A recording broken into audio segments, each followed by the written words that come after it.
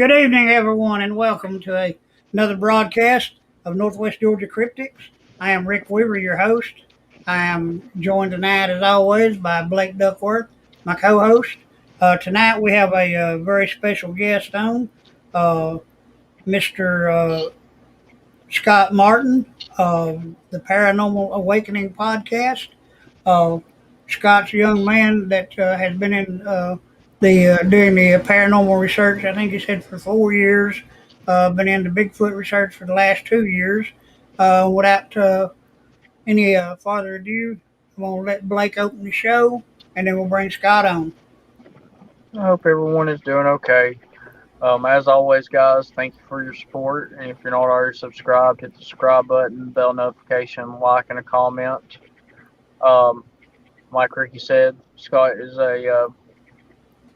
seems to be a really good guy. Um, Fairly new to the paranormal world, but I'm sure he's got some good stories to share with us. And that's all, Ricky. All right. Without any further ado, let's bring Mr. Scott on.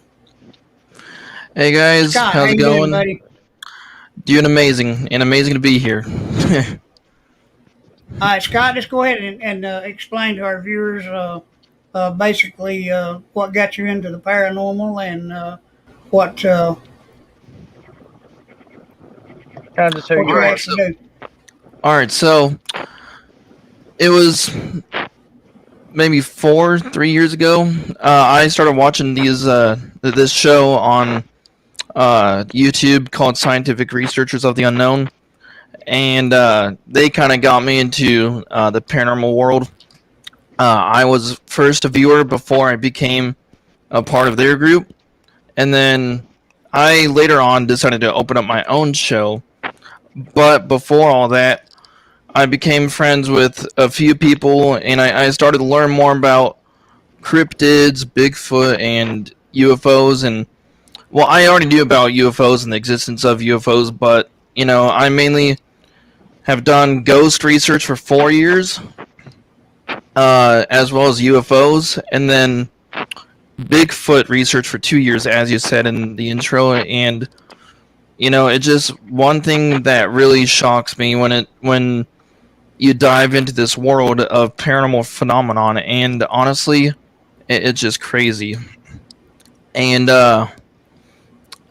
and when I was going on my first investigation, I had the chills, but like someone was watching me, and there's this light post, and the local Maidu Indians overtook our area. Well, they've had our area, and then they passed on. So when me and my friend, we were about like 13, 14 years old, we biked down to this area, and when I would ask this light post a question, the energy that I would receive from it was crazy. And light posts just don't respond to like a yes or no question, and the energy that we got worked every time. And a few years later come by, and we that's when I met the investigation team, and we investigated that specific light post, which is by my local school. And man, it just shocked me. Like, one of our viewers commented saying there's a shadow figure, and we looked at it, we analyzed the footage, and sure enough, you can see a clear ghost girl of some sort.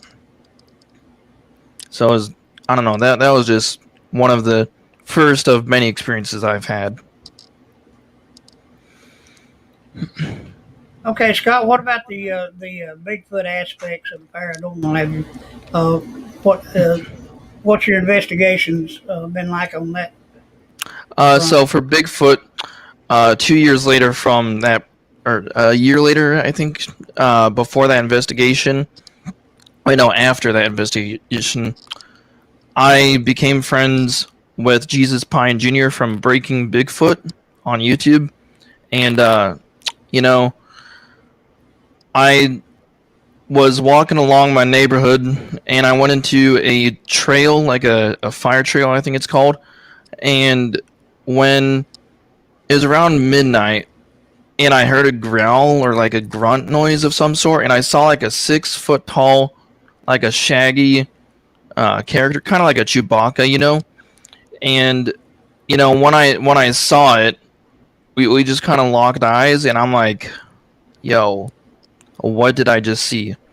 And then it started chasing me out of there, and it was around midnight. And I remember I ran back to talk to my parents, and I told them what I saw, but yet they didn't believe me because parents from my time definitely have different thoughts on the paranormal world versus those of us that do love the paranormal world. And it just, that's what dug me into doing my Bigfoot research. And since then I've had maybe 4 or 5 encounters, and it's been one heck of a trip.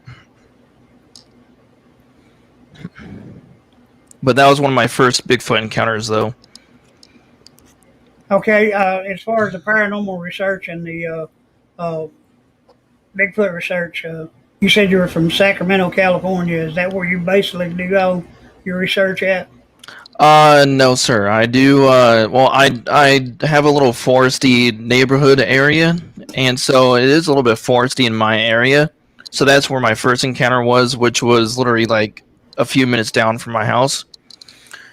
But my second one was in Donner Lake.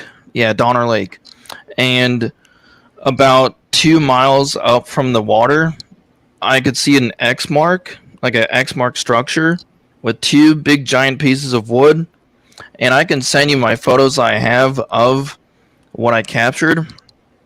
And you can see the X mark, the river, and then there's a Bigfoot right next to a rock. And when I saw that, it made me believe it even more. And that's what I'm also trying to progress and study, is why are these structures here? And that's also one thing that I'm wanting to kind of do more in my future research. But that was one of my second research. That was one of my second research encounters that I've had, and that was in Donner Lake, California. Right. Now you're talking about the structures now. Or go ahead, Blake. Go ahead, Ricky. Okay, you're talking about the structures and all, Scott. A lot of researchers they get out and do this on a daily basis. They feel that the structures that Sasquatch leave behind are maybe ancient language, and that is something that I've been doing a lot of field research on. Blake has been a good friend of ours from out in Colorado. He does a lot of extensive research on the structures and all, and each structure to me has a meaning to the Sasquatch people. Yeah, I definitely do. I definitely have heard of that, and I've also heard that it also is a territorial thing. And I do want to dive into my third encounter, I think, which is not really an encounter of Bigfoot like my first 2 encounters were, but my third encounter on season 1, episode 3 of my show. You can see the X mark footage and all that, and what I captured. But when I was standing right next, so my body was perfect. I was in perfect shape, and that day when I filmed the X mark, I don't know if I got zapped or what just happened, but like when I filmed that, my whole entire upper body was just completely dead. Like I could still move my feet, I could still walk, but my upper body was completely destroyed. I told a few of my friends, and 2 of them, I think 2 of them, or one of them told me that it was definitely them zapping me, which I didn't even know until then. That they do have those capabilities or did. And I think it's one thing when we're around those structures that we got to be careful about what we enter through, because it can take you to a whole new world. And, you know, since that experience, I've been kind of more careful when I'm on my trails and when I'm doing my research because I don't want to deal with that again. Because from what I experienced with my upper body being literally destroyed, was not fun. So I don't know if Right. that's just a sign of me doing something wrong, but if anyone else did have that experience like I did, I do need some answers for that. Now, got a question. Since you were kind of talking about that what just happened, um, what's your thoughts on? All right, so paranormal and Bigfoot. You know, a lot of people think that Bigfoot has these paranormal abilities and whatnot. What is your view on like? I believe just because of people that I've talked to, not personal experiences. People have weird things happen when they have Bigfoot encounters a lot of times.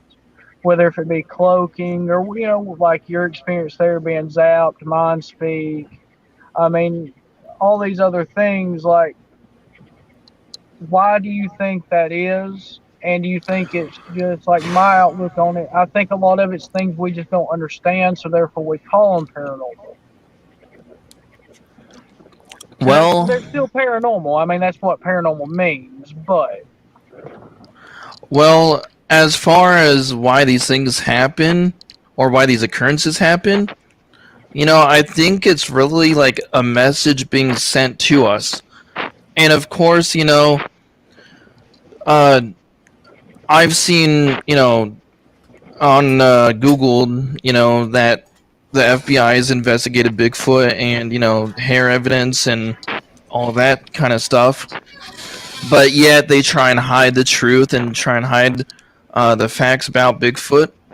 And honestly, I think when we ourselves as individuals go out into the field, we experience these things because I feel like they're trying to tell us a message. Because if I was living in the woods and I was a big if I was a Bigfoot, I would want people to know about my story. And speaking of my story, my buddy Breaking Bigfoot, he uh, he did some research on petroglyphs, and we've talked about that before. And back then they didn't have an iPhone; they couldn't Snapchat that or anything like that.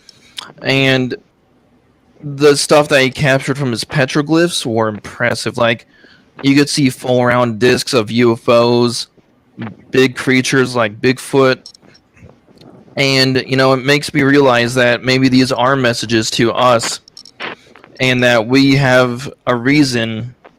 Each of us have a reason to do what we do. Like Ricky Weaver has a reason why he's doing the podcast, and we all have a reason why we're here discussing this. Is to break down this huge pyramid from top to bottom. And honestly, I think it's a very important thing that all researchers should figure out the bottom line question, and that is what is the message that they're trying to send us. And that's one thing that I keep asking myself, and that's one thing I want to continue doing research on. pretty good answer. Well, the whole thing comes down to the fact, boys, that you know, the more I'm out in the field researching these creatures, uh, it's more questions that I have. You uh, Well, that's the thing. You always, and that's the problem. Even with when we're talking either paranormal, far as spirits or or Bigfoot. I mean, since we can't explain things with science when it comes to these fields, I mean, you're always going to be left with questions versus answers. I like what you said exactly. And that's not just one topic that we're trying to figure out. Like We're talking UFOs. We're talking anything that is not explained by science. I've had many UFO encounters, and one of my questions I've asked myself was about Elon Musk is he covering up, UFOs? Because about a few years ago, I was playing airsoft with some friends at night, and I tripped and fell, and then I looked up into the sky, and I see this big giant craft just flying along in the sky. But then yet, the news reports saying it was a missile by the United States. No one's going to launch a missile above a city where Americans are living and trying to live peacefully. That's a completely stupid thing to do. And so it's like questions like that is what we need to ask ourselves. Is like, where did these aliens come from, or what is the message that Bigfoot's trying to get into our heads? And I think that's one thing that we need to figure out. And not to get too far off topic, but as well as out of body experience and all that too. We got a lot of investigating to do for all topics. Well, and all that has to do with our general lives. There's so much that we don't understand as humans. We only know what we're taught, and there are a lot of things about life and things in this universe and things that even live here on Earth, and whether it be afterlife, other dimensions, whatever. There are things that we cannot explain. Definitely. And so therefore, a lot of these things are knowledge because of that. Yeah, one of my one of the people who mainly taught me about Bigfoot, and the reason why I say mainly is because him and I talk probably I don't think there's a day when we have not talked. And his name is Alexander Owen Under the Veil on YouTube, and his captures are amazing. And so, from what I've learned from him, and as well as Colorado Bigfoot, those two guys, they've definitely touched my life on the world of paranormal phenomenon, and it's just so crazy seeing these structures and what they're capable of. And in a podcast with one of my other friends, we've talked about what other paranormal phenomenon could there be in this world, because only 1% of the entire ocean's been discovered, and there's 99% left. Yep. What's out there that we have not discovered? And there's things like USOs too, and it's like a whole new world for us to explore. And I think it's very interesting when we take that into encounter.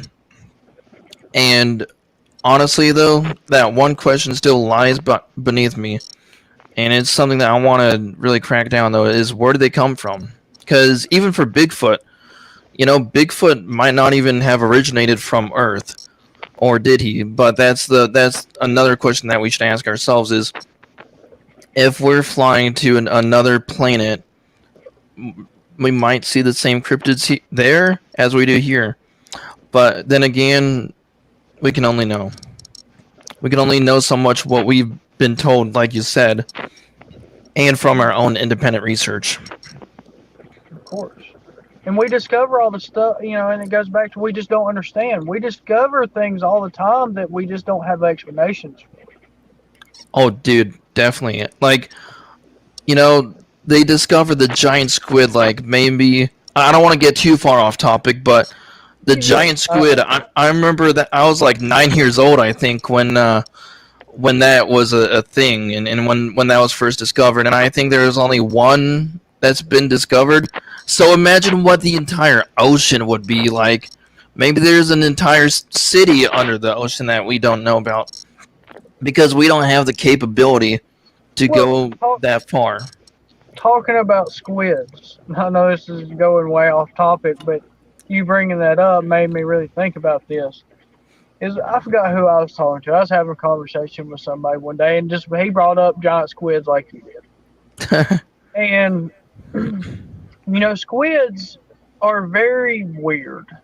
We don't really know why they're the way they are. They don't really have a purpose. And if you think of an alien, what does a squid look like? Big head, long tentacles. I mean, it. I mean, I want to. going back to aliens, I saw a picture on a Facebook group, and the question that was asked was, what if aliens are humans like us? And what would we do if we came across them? And I think that's a very interesting thing, because Hollywood filming E.T., the movie, and I think that there's a whole Our lot of perception of aliens may not. misconceptions. Yeah, Yep. yeah, I agree with that. I think there's maybe some misconceptions, but as far as Bigfoot goes, he's the big old shaggy dude.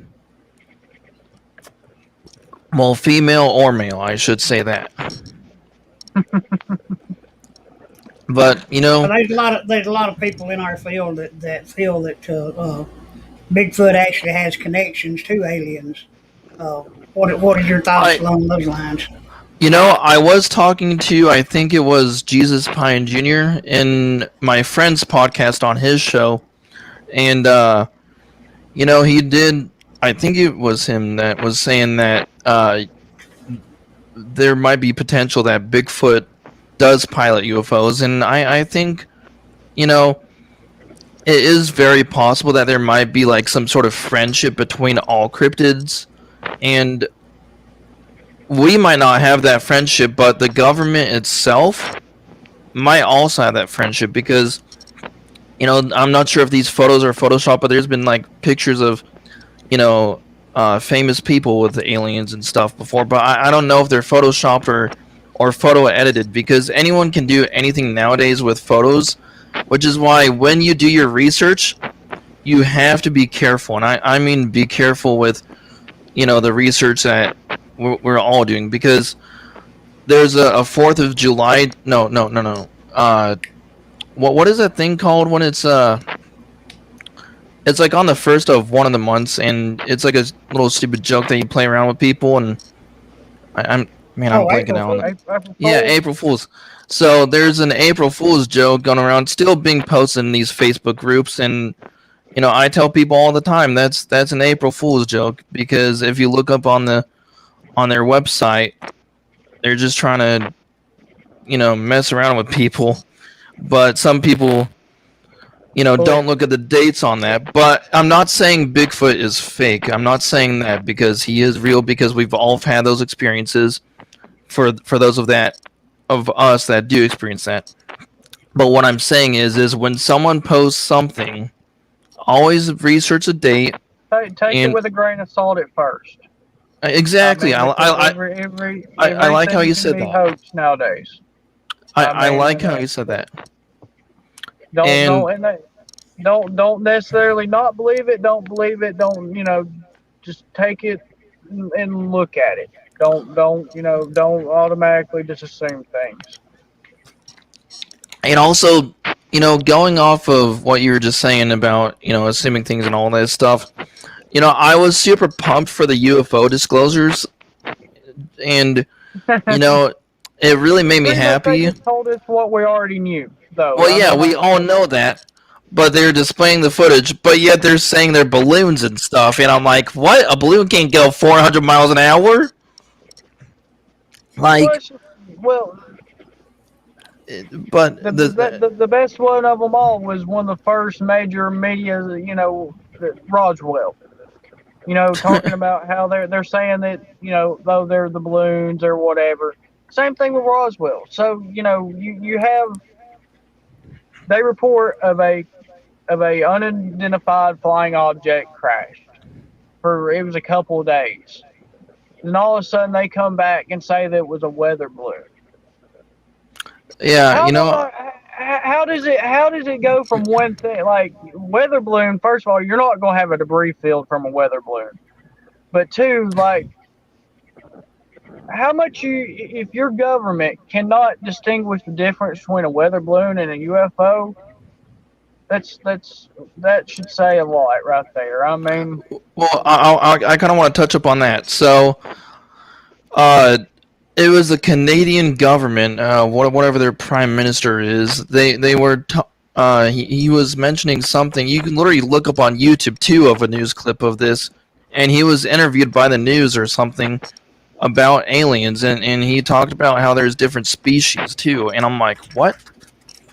And compared to our media, how it's super controlled, and I honestly don't think he really cared, and he wanted the world to know.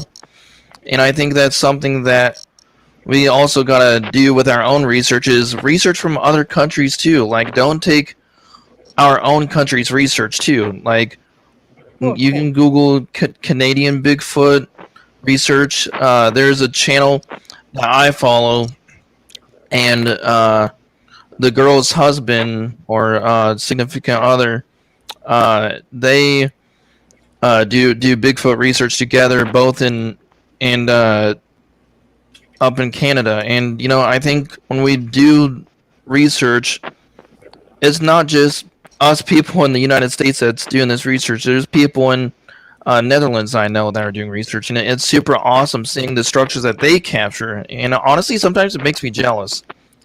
I mean, my structures here might be very small or sometimes medium, but compared to the structures that my friends capture is just phenomenal.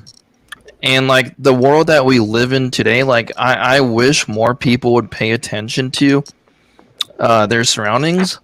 And I'm not just saying that because of theft or robbery. I'm saying that because of the paranormal phenomenon. And paranormal phenomenon is right seen with our two eyes.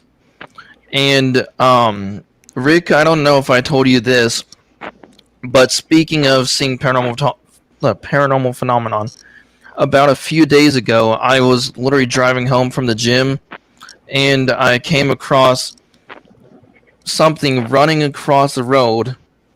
And me and this biker was in front of me. I didn't even know the guy, but we both saw this creature run across the road and disappear halfway through on the road. It literally disappeared. And I wish I had a dash cam, but I don't, because what I saw with my own eyes and another person saw too proves that there is definitely a phenomenon out there. And when I saw that, it made me realize that there's more to this world that than we really know. Oh, that's basically what it all comes down to, boys. Is the fact that there is more out there than we'll ever understand. I mean, we Well, can do research. that's my biggest arguing art. I can't talk. Neither can I. Factor, I feel you. I'm factor. very You tired. know what I'm saying? Factor to everything, life in general. I mean, it goes back to we're taught one thing, and that's all we know. You got to look beyond that. Yeah, I like what you said. We gotta look beyond what we're research. What research? We all can't speak tonight. But like with any topic, it can be any topic, and I'm not gonna name those topics, but whatever you're researching, whether it's psychology or anything, it can be anything in the world. And when you're researching that, take your research to beyond and dive into the field. And this goes for Rick's viewers. And if you are listening to this and you're not a believer of the paranormal world, at least respect those that do this research, because Well, we will respect you as normal human beings, because you both don't outs have to believe it, but don't discredit it. exactly, I mean that's because my whole thing with so many things. Like that not to cut you off there, but oh, it's all good. just like what I was talking about with the connection of paranormal and Bigfoot, like there are a lot of things I don't necessarily I'm 100% on board with, but I'm not going to tell you what you experienced. I'm not here to judge. I'm here to listen. You just most people just want to tell their stories. Same with everything else in the world that people experiences.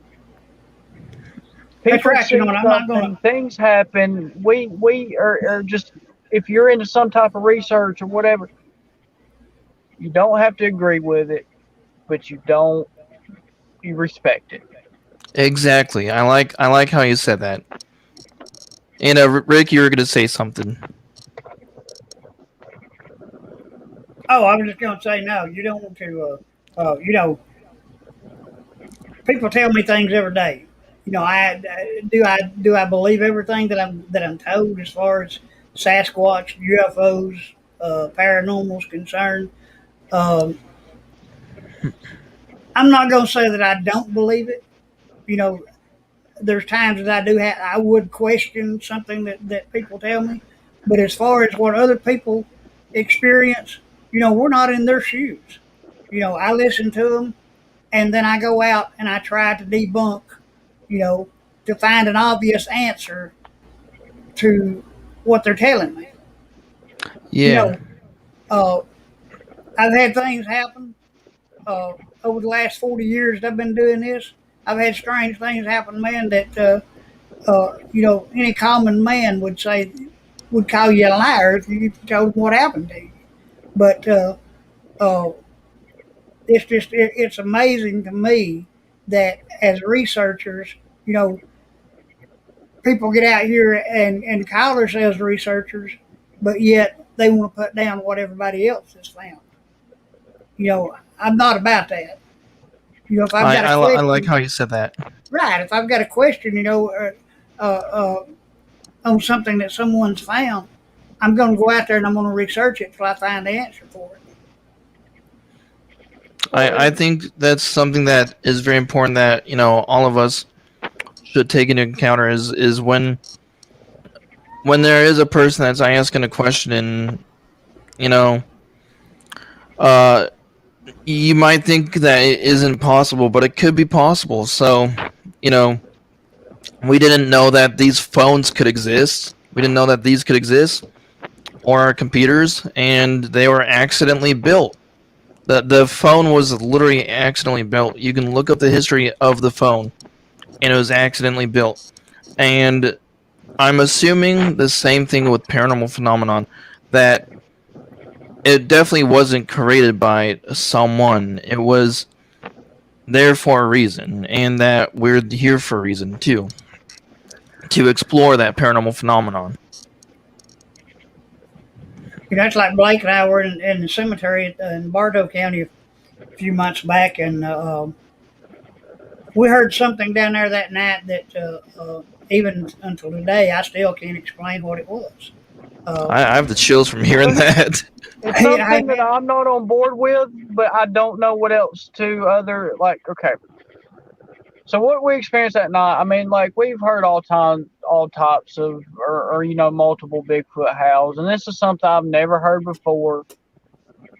But what it was and what it sounds like is something that I'm not necessarily a believer in. I don't believe it. But what we heard is what people describe. And what we heard was what people describe as a dog man. I don't believe, like I said, I'm not really either or on the subject because I don't know how I feel about it. But just like that, even though I experienced something, I don't know if that's exactly what it was. I just don't know what else to describe it as.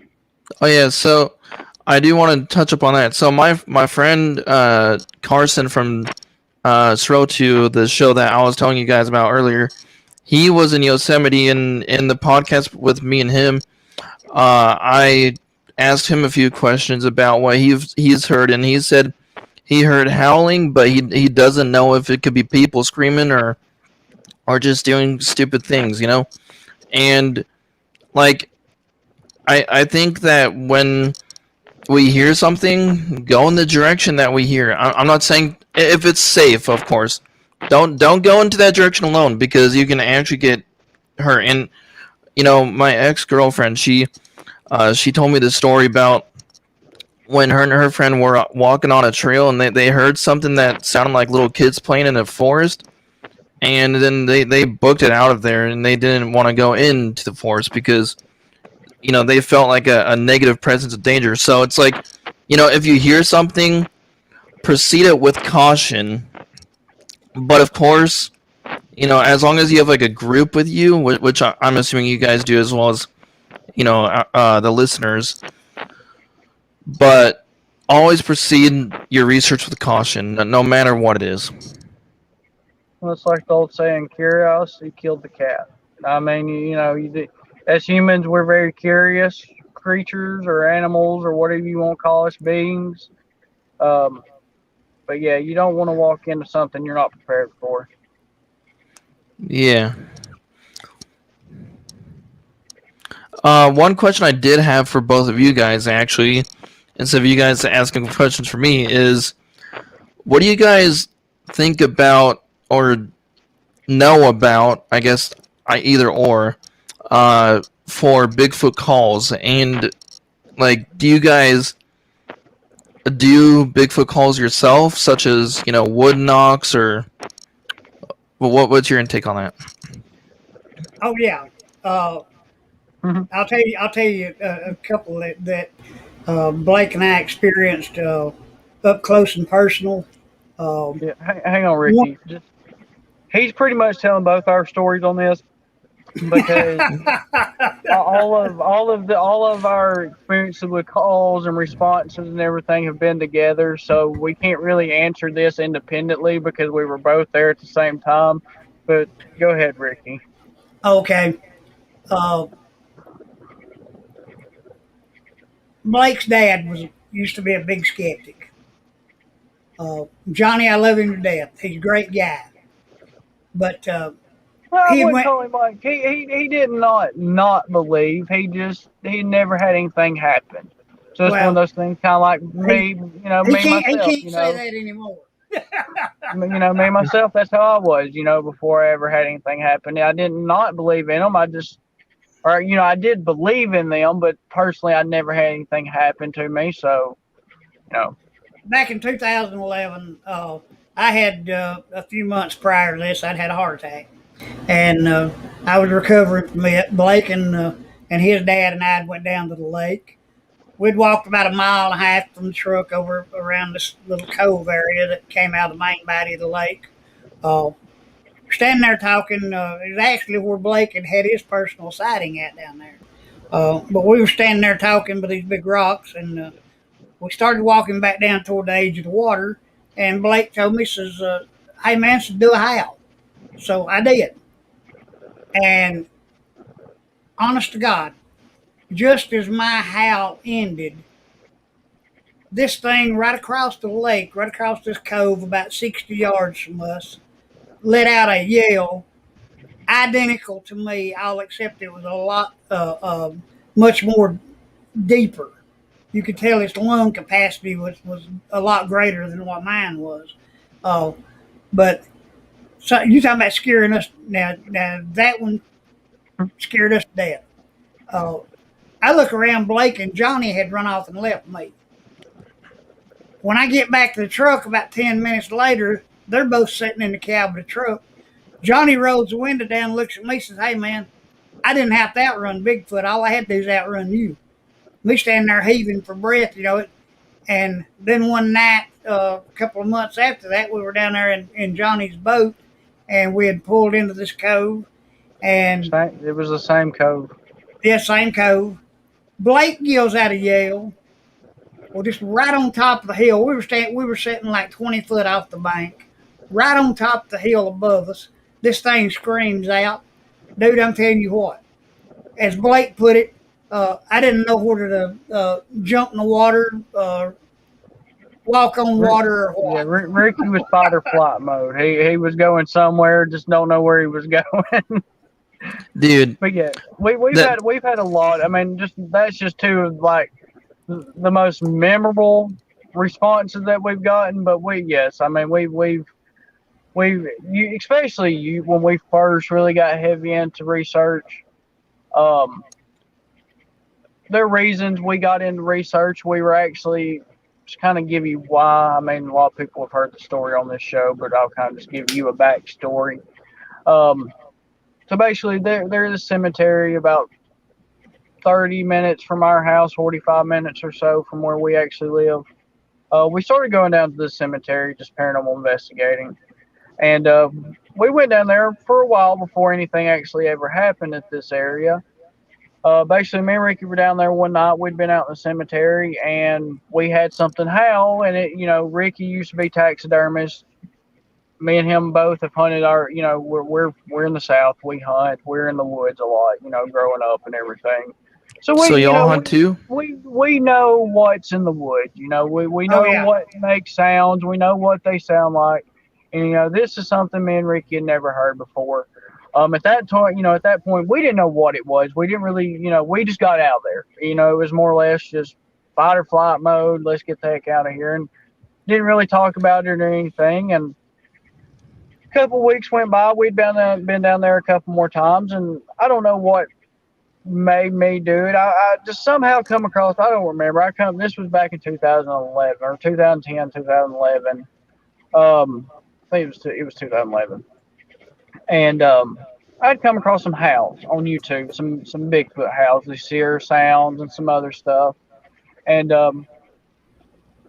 like three or four of them sounded just identical to what we had heard. And they, at that point, that was like I started looking into the area where we were at, where all this happened. Well, this area has quite a few that neither nor Ricky or I knew about. Bigfoot reports. Not a whole lot, but they were in the area. They had pinned people that experienced things and seen a couple down there. And that's from that point on, we kind of just started going down there and just winging it. We started trying howls and we're getting responses, and wood knocks and got responses, and it just that furthered our research in the area. Hmm. So, has there been anyone else that has tried that same thing with knocks and howls in your guys' area? Okay, so we took people down there with us over a period of time. We've had probably 10 to 15 people down there with us over the main time we did a lot of research in the area. So a lot of people did experience these things with us. Well, pretty much everybody we took down there had something happen down there with us. But we kept the place secret for a long time. My report's actually on the BFRO. But the BFRO kept the location secret for a long time. Now you can actually go on the BFR and they revealed the location. But far as we know, like, they ain't nobody else doing research down there. I don't know if they do now, but back in the time when all this was going on, they may have been in the general area, but not where we were at. And That's it wasn't just yells and wood knocks that we got down there. We've actually had rocks thrown at us. We were down there one night, and this thing threw rocks from about it's probably 60 yards from the wood line over to where we were standing under this big tree, and they were rocks that probably the size of a basketball come through the treetops and landed at our feet. hmm. And I look around, and Blake's dad was down there with us that night. I look around, he's way down at the lower end of the cemetery. So I run down there where he's at, and I asked him, I said, "What in the world you run off and leave me for?" He said, "Man," he said, "there's someone up there throwing rocks size of basketballs at us." He said, "I wasn't sticking around up there." So, yeah, that's some of the stuff that we've encountered. My first sighting that I had was back in 1981 on a creek Wow, that is a about long time ago. right, and that was over on Talking Rock Creek, about 25, 30 miles west of here. Um, we were float fishing the creek, came across a waterfall down this bend to the right in the creek, and there was this sandbar that came out there where Little Skeercorn Creek run in at, and this thing was standing crouched over. I thought it was a bear when I first saw it, but when it raised up, like I said, we were in a raft, but when this thing raised up, it was probably 40 yards from us. I had never seen anything like it, other than Patty, of course, on the Patterson Gimlin film back in '67. But from that moment on, I've been a true believer, and I've been a Bigfoot and paranormal investigator. Yeah, that Yeah, actually the location that he's talking about, or we were just talking about. Actually, that's where I had my personal sighting at. I actually saw a family in the area down there. a family of Bigfoot or a Yeah, family of yeah. Bigfoot, a You know, juvenile, a male, and a female. Whenever I've seen them, it's only been like one or two. Like it's like a solo or I think I what was it that seemed no I've only seen it like just an individual, and I haven't seen a full group together, but then again, I do need to get more research out because I've only had a few encounters. But man, you know, It's very rare that like I've been doing like we've been myself. I mean, Ricky's been doing it longer than I have, but I mean, I've been into Bigfoot ever since then. So 2011. I mean, I've had encounters at other places, as far as like you know howls and whatnot, but I've only ever had one visual encounter. I mean, and I've you spent a know, lot of times in the woods. on my channel, I have footage of one night when something weird happened around my house. There's like weird noises or something, and the moment I walked out to my backyard, everything stopped. Like it was dead silent. And I don't know if it was Bigfoot or just some other cryptids, but you know, some nights around my house it gets very silent, and then there's other nights when it's like loud. So it makes me wonder if they move locations from time to time, or kind of like nomads if they're just going around. Right. Now, that's something that I've always believed that they are nomadic. They do move with the changing of the seasons. Also, with the uh, depending on food source in an area. Um, our food source around this area is they have an abundance of deer to feed on, squirrels, raccoons, possums, things of that nature. Of course, springtime, we have a lot of berries in this area, a lot of roots. I've actually found spots where they've actually dug roots out of the ground and eat them. So it's Hey Ricky, not yeah. not to interrupt, but we got a comment that I'm kind of curious here. Um, Vicky, she said my area where I live, Carter's Lake area, LJ Jasper. Um, if you're still watching, do you know of any encounters over in that area? If you don't mind, post down in the comments. They they Yeah, they should please do, Vicky. they should still be there. Hopefully, Yeah, because one of my we're close. Sorry, buddy. oh Vicky, if you're watching, we're not far from you. We live in Calhoun, Georgia. Um, the area where I had my personal sighting in the lake we were just talking about was Alatoona Lake. Um, there's not a whole lot of information. I mean, as far as the area down there at Alatoona, if you look it up, I mean, they are reports. But we've always been curious about the Carter's Lake area. I've never personally had no. Well, I mean, Ricky knows a couple of people that's had a few things happen over there, but they're not like a whole lot of published information or anything like that. So if there's anything you can share with us, please message Ricky or put it down in the chat. Right. Let me put our email up here. you know one of the scariest encounters I've ever had. I did I tell you guys my Darlene story? No.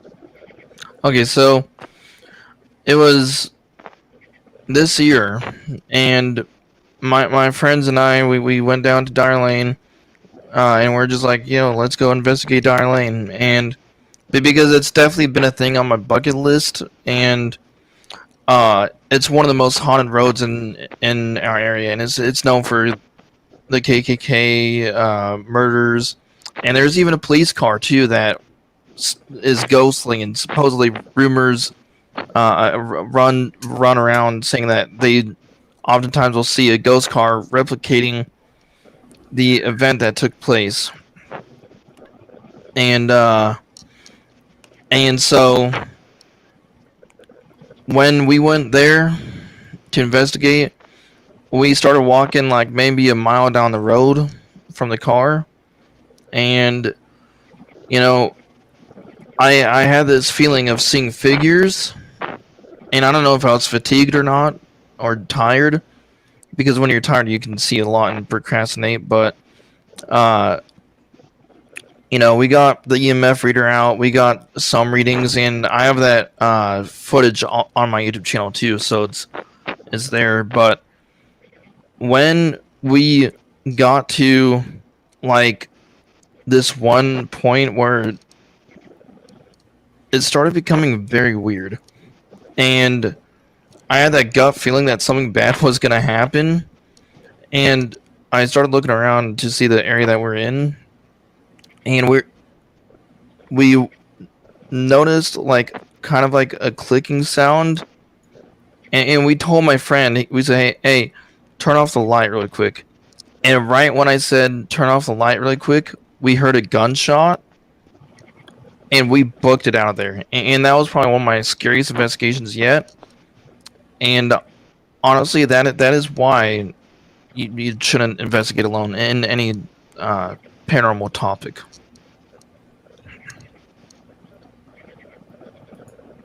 Oh, that's one thing. Yes, I most definitely believe that. As far as doing your research and all, you don't want to go out to you don't want to go out in the forest and try to do your research for yourself. There's too much things out there, too much danger that you can actually get yourself into. I'm Yeah, not even and making a comment. I mean, like when I'm in the woods, it's one thing, but as far as like if I'm paranormal investigating, I like being alone. That's just, I mean, like I'm I mean, if you're probably experienced, shouldn't it's do it. fine, because you've probably had many more years than I've had. So, like, for me though, it is probably safe to say for like people that maybe have had a few years, maybe be a little bit careful. But of course, if you've been doing it for like way longer than a few years, I'd say definitely go for it full send it. I have been planning a solo investigation on a local trail that nobody knows about in my area except pretty much my family, and it's quite an obvious trail too. But I do plan on researching that trail because last time I was on that trail, uh, my aunt and I, we heard something stomping around, but we didn't know what it was. But we couldn't see it, which is weird. It was like something giant, invisible, but it is stomping around, and so I got to go back into that forest at some point and do a bigger investigation on that. Well, guys, my opinion as far as doing Sasquatch research, the best thing that a researcher can learn about these creatures is their habits. Uh, get to know what actually when you can tell these creatures are actually uh, don't want you in an area, the vibes that they give off, the rock throwing, stick throwing, the screams, the bluff charges. Uh, this is telling you that you're in their area and they don't want you there. And if you persist with an investigation and this going on, you know you're taking your own life in your own hands. Yeah, and kind of going off on that, if something doesn't feel right, Yep, and gut instinct. but by all means, then get out of there. But if it's paranormal but it feels safe, then go for it. But don't do Oh yeah, something too stupid. always listen to your instincts. And I think you two both definitely have more years of understanding your instincts than I have, because Oh yeah, Ricky knows all about me and my instincts. Like I didn't used to be brave like I am now. Like I mean, well, I shouldn't say brave, but like Some went Motivated. down when yeah, like, well, yeah, I mean, like, used to, like, I would get freaked out pretty easily. Like, I mean, we hear a howl, like, at the beginning, first couple times I heard a howl, like, I was ready to go. Like, like, I didn't want to be there. Like, that's enough. That, I'm taking that as my warning. I'm leaving. And even with the paranormal, like, I was always fine as long as I had somebody with me type situation, but never alone. But just over, a 10-year period of doing it, almost 11 years, one, I shouldn't say you don't get scared like you used to, but like, as far as, well, still in the woods, I like to be with somebody else. Like, I think that's the smartest thing that, don't be dumb. I mean, be safe. But as far as paranormal side, if I'm in a house or if I'm going somewhere and it doesn't bother me to be by myself now, like, far as that aspect goes. I've had so much happen to me as far as paranormal goes, like, it don't really scare me now. I mean, still get creeped out, don't get me wrong. Like, that feeling, we were just talking about, you still get that feeling, but it's not, it doesn't freak you out like it used to. Well, one question I have for you, Blake, and Rick, you can feel free to answer this as well. But Blake, when you first went out, on your first solo, uh, do you think that they were maybe howling because maybe they didn't know much about who you were and what your intentions were, and maybe that's kind of why they gave you that warning sign of like, hey, keep some distance from me, and we'll have those respective boundaries. That's really a question, because you don't know for sure other than just speculation. I mean, I don't know why they howl. I mean, could it be, like you said there, letting others know that you're in the area, letting you know that, hey, I'm here, or stay where you're at type warning? I mean, I don't really know the intentions of the howl. I mean, unfortunately, we don't know why they communicate the way they do, why they do the things they do. I mean, all it is theories. I could, that's the best way I can explain that because I don't have an answer. Yeah, I think that's maybe another thing that maybe I can investigate because, yeah, I've not done a solo investigation yet, so maybe I can go out to the local forest that no one really knows about, so there'd be no one that would know where that trail is except, me and my dad probably.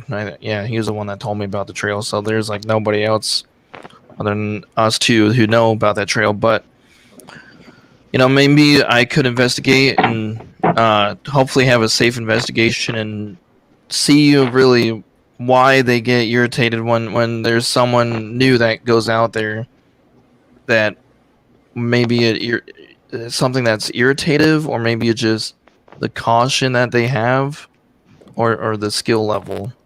So maybe I'll do an investigation on that, and maybe we'll find an answer. Well, that's the best thing you do. The more you can be out in the field, the more answers you're going to get. And if any of Rick's viewers do have a conclusion to that question, though, please let us know, or me as well. I'll definitely love to figure that out too, because that's honestly that's the first time I've ever thought of that, honestly.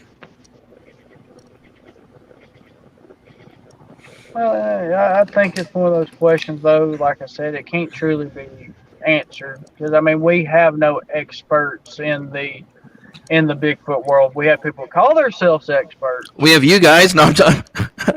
But you can't have an expert. Hey, I'm far from being an expert on that, and I'll be the first to I admit it. mean, you can have primatologists and stuff like that, or that are expert in certain fields, but when it actually comes to saying, "Oh, I'm a Bigfoot expert," you have figured some things out maybe, and you might have a few answers for certain things, but that's still your answers. All because it's your answers doesn't mean they're the correct answers.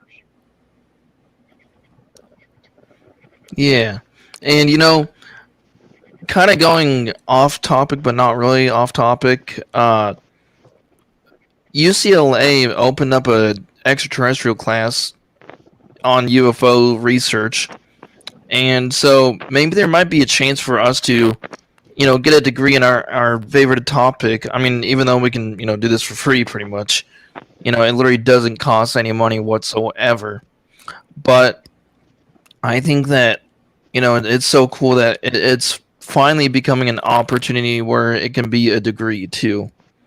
And maybe, hopefully, in the future, we'll see a Bigfoot degree as well. At least that's what I'm hoping for.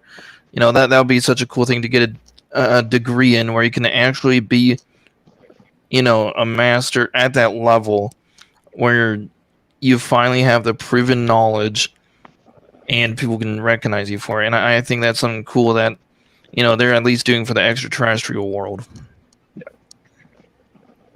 But I'm not sure if you guys knew about that, but I just wanted to mention that in case you guys I did haven't heard not, that. but that's awesome. Yeah, and I'm actually going to be taking one of their classes too, because I'm friends with the assistant of that program, so I'm going to be taking Good that. opportunity. Yeah.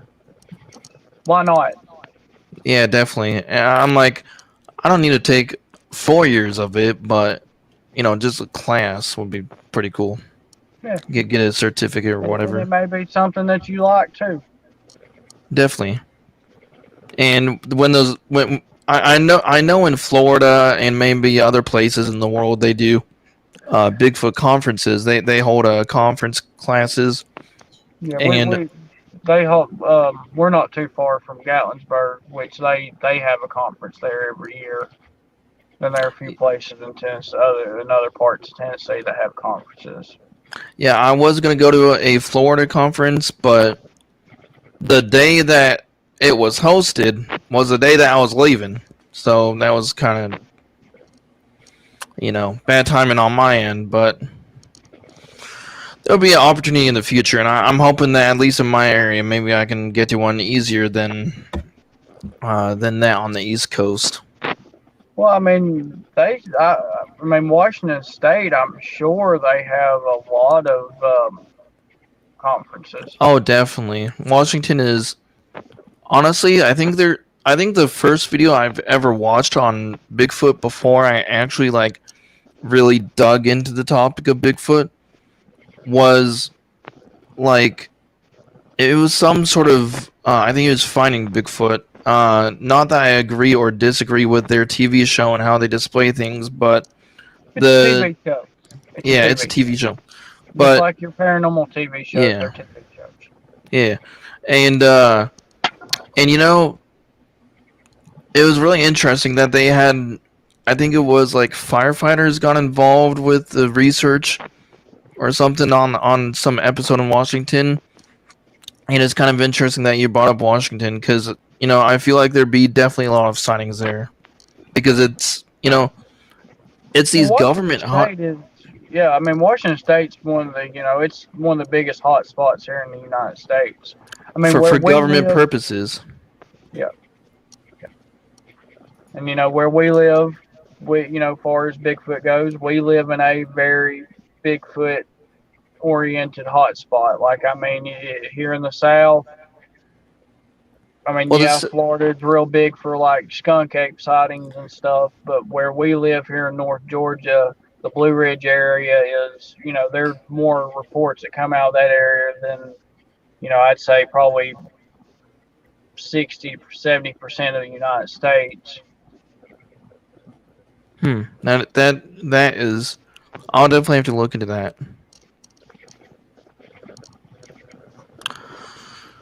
Is there anything else that you guys want to cover or that we haven't covered? No, I think let's see, we're a little over an hour now.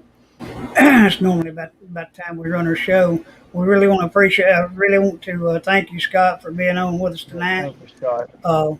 Thank you guys for having me. I do appreciate it, and to you viewers for your time as well. Hey, anytime in the future, Scott, that you want to come back on, man, just hit me up on Messenger, and hey, you do the same. To have you back on and discuss some more of your research with us. You do the same. And Blake, hopefully you'll be there too. Definitely. Yep, and I just want to say thank you guys so much once again for your time, for inviting me to the podcast as well. Sorry, I'm a little bit tired, but I've had a long day. I spend my mornings working out and then go on with the rest of the day. But earlier today, I had a podcast too that I was on. So, Well, Scott, we really appreciate your time, buddy. Thank you for being on the show. Blake, you want to close things out, bud? Yeah, thank you, Scott. And thank you so much. no, thank you. And as always, guys, thank you for your support. If you don't mind, hit the subscribe button, bell notification, like, and comment. Go show Scott some love. What was your channel name again? Paranormal Awakening, and I will definitely tell my followers to go to you guys as well. And Rick, you post in my group as well, so hopefully my viewers will have seen that. And I sent one of my friends the link to your channel too. So thank you guys once again so much for having me, and to the viewers as well. Thank you. And guys, if you're watching, subscribe to them because they're amazing. And I'm looking forward to. Hey, I'm looking forward to watching some of your videos. I'll go through and watch them on my free time. Hey, bud, anytime you have any questions, if we can answer them for you, just hit me up, and I'll do my best to give you an answer. If I can't, we'll get a hold of Blake, and he can. All right, thank you so much. No problem, man. Everybody, God bless, and good night.